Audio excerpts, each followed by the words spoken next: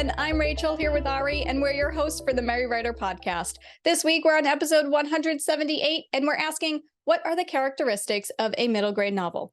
Before we dive into the topic, don't forget to subscribe to the podcast wherever you're listening if you haven't already. And if you enjoy the show, please share it with friends and feel free to write a review. First, what is the definition of middle grade stories? It's categorized as such for children ages 8 to 12, and it's pretty much a step above chapter books and a step below young adult. Middle grade books can be fiction, nonfiction, graphic novels, pretty much anything. Although I have to admit, I have seen more and more middle grade graphic novels lately. That's a whole nother topic, though, because people argue that graphic novels isn't real reading, which is so stupid. Of course, it's real reading. Same thing with audiobooks. I don't know why people are like, if you're not physically turning the page or like putting eyes to paper, it's not reading. It's like, no. And if it has pictures in it, it's not reading. No, it's reading. It's fine. So this week, we're going to talk more about like the characteristics of writing middle grade stories. Now, obviously, with everything, take this with a grain of salt because neither Ari nor I actually write middle grade stories, but I do read a good amount of middle grade stories. I love middle grade novels. So we figured we'd talk about it. And one of the first things I wanted to talk about is that depending on the genre, there's usually no violence, profanity, or sexual content within a middle grade story. Now, as with most rules, there are exceptions to this because, again, depending on the actual topic, of course, there is going to be violence and stuff. I read a lot of the Warrior series by Aaron Hunter. There's another series, I apologize, I can't remember the author at the top of my head, but it's the I Survived series, and it's historical fiction. And of course, it's all about different natural disasters and things that have happened over the years. So obviously, there's a little bit of violence. So take that, as you will. But for the most part, it's not anything excessive. And it's like, if there is violence and stuff, it's pretty toned down. Some books can get pretty dark, but it's toned down violence, if any at all. No profanity, no sexual content. But again, there may be sexual content if the middle grade novel is about a middle grade student going through puberty, and they're starting to notice, people in their class, and they start having all those types of thoughts, to put it as nicely as possible, I guess. So with that, romance is limited. It's pretty much just the characters have a little crush and they just start noticing those little things, but there's no like heavy romance. There's not really people going on dates or anything like that. Yeah, I think when you talked about the sexual content, it's more, as you said, like they might be having thoughts and like learning about stuff. Like being in a sex ed class with all the chuckling and the things like that, rather than them engaging in sexual activity. And yes, while people do at different ages, whether they should or not, most books in middle grade definitely kind of shy away from that. And I think that's probably the safest way to do it, because certain things with like excessive violence, excessive sex, excessive profanity, that's when people start getting offended. That's when people start, going after your books. So yeah, it's always safer to, if you're going to have that stuff, stick it at YA, maybe new adult, things like that. Although, as you said, the violence thing is an interesting one, because when I was in high school, about 12, I read the Deptford Mice series, and I don't know if it's a thing with animal characters, but it was quite violent. It's actually considered a children's dark fantasy because there was violence. And maybe it's because there were mice and there were rats and cats and everything. It made it more kind of acceptable. It's, even if you think about like the Animals of Farthing Wood are considered a children's book. Apologies if you haven't read it, but there is a bit in the first book of the series, The Animals of Farthing Wood, where the mice get skewered by a jay on thorns, and that's quite graphic. That's quite a graphic image for a child to read. However, that is actually what jays and some like crows and everything, I believe, they do. They create this larder where they catch their prey, and then so I don't know, it's an interesting one. It's like maybe you could have a little bit more violence if you use animal characters, or maybe these authors just went a bit different. I don't know. It also makes me think about point horror. Was point horror middle grade? I have no idea. No, because that again, it was mostly like crushes and things, but some of them had violence because it was point horror. Yeah, no, absolutely. I mean, even think of like Goosebumps, for example. I mean, that was like pretty, I never actually read them, so I shouldn't say anything. But part of the reason I didn't read them was because I thought I would have nightmares. So as far as I know, they were pretty scary, especially for kids that age. But I mean, hey, it was fine. It worked. But also going back to like the animal characters, I think that is another characteristic of a middle grade novel. A lot of middle grade novels have animals as the main characters.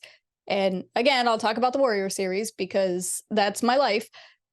That book is all about cats, and Aaron Hunter, they have so many other middle grade series that feature dragons, they feature bears, dogs, lions, elephants, like, that's kind of their shtick.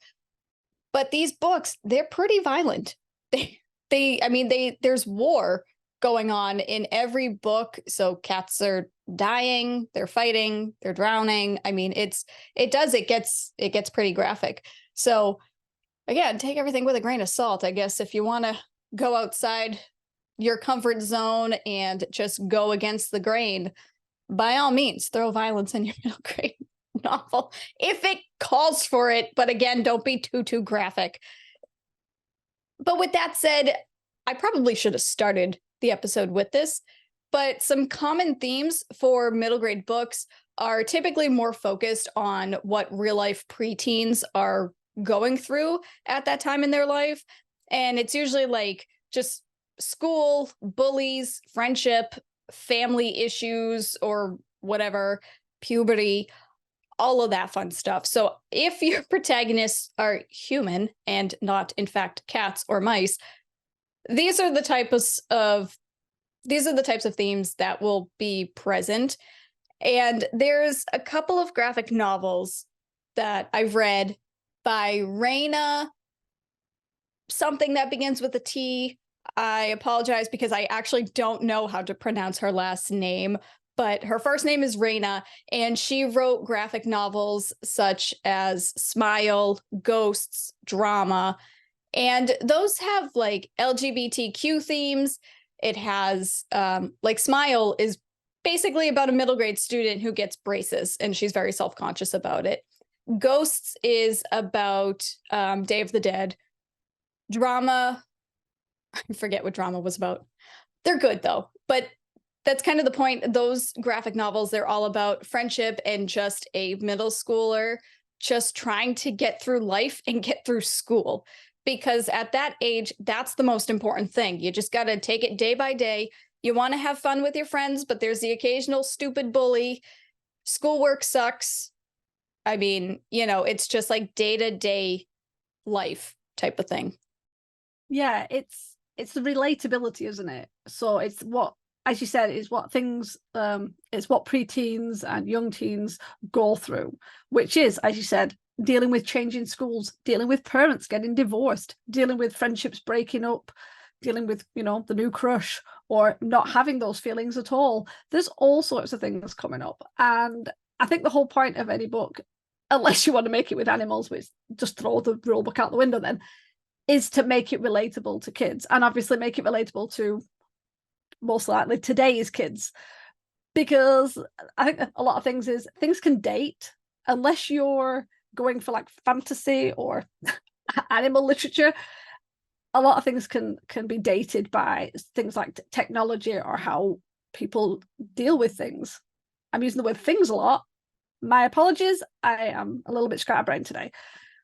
But yeah, so depending on how you want to do it, you need to think about who you're writing for currently, and hopefully it won't get too dated in the future.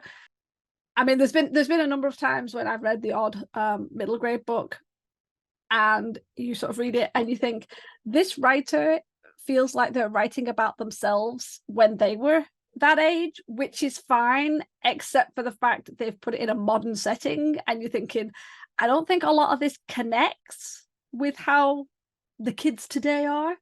But yeah, I think it's mainly just hitting the same sort of themes that, you know, the majority of children and preteens kind of have to go through at this time in their life. Well, I think that's kind of the point of middle grade. I agree with you. It is all about the relatability, but also, like, you think picture books, for example, parents read those to their children when they're really, really young to get them excited about different possibilities and, you know, just to look at all the different colorful pictures and things like that and introduce reading and the imagination to them. And then as they get older, you have the early reader books, you have the chapter books, and it's introducing reading to the kids. Obviously, the creativity and the inspiration and the imagination is there, but the point of those books is to teach a child to read. Then you get to middle grade, and I feel like middle grade is more so about introducing kids to the world of reading and wanting to continue reading and to read more. And they stick with that relatable stuff to give their imagination a good workout and to, you know, still continue learning how to read. But it also opens up new doors as well, because middle grade, it doesn't always have to be nonfiction or historical fiction or whatever. Like, you can have fantasy middle grade, you can have mystery middle grade. I mean, look at Nancy Drew and the Hardy Boys and all that fun stuff. You can open up other doors, but you're still going to have a protagonist that is the same age or close to it as the reader. And then they move on to young adult, and that's when, like, the real imagination starts, I feel like. If I'm making any sense at all, this sounded much better in my head, but hopefully you guys are following what I'm saying. I think it's just like stepping stones. It's not necessarily about teaching the kids to read. It's stepping stones about the creativity and just imagination. And it just kind of opens up so many doors. So with that said, even though Ari and I don't write middle grade books, they are good to read. I really enjoy middle grade, and you know, for people our age, they're quick reads. So why not pick up one or two if you're interested in the topic?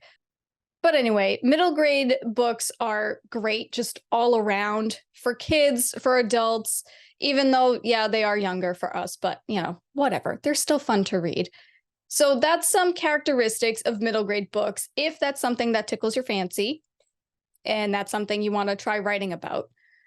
But in the meantime, we're going to turn it over to you guys. Do you read or write middle grade stories? Let us know your answers in the comments so we can chat.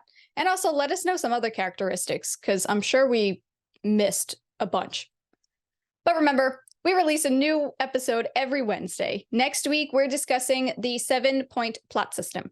So to ensure you don't miss it, don't forget to hit the subscribe button on your way out. As always, thanks for listening to the Merry Writer Podcast. We'll see you next week. This podcast is brought to you by Sticky Notes. Our walls are covered. The music, titled Inspired, is by Kevin MacLeod, licensed under Creative Commons 4.0.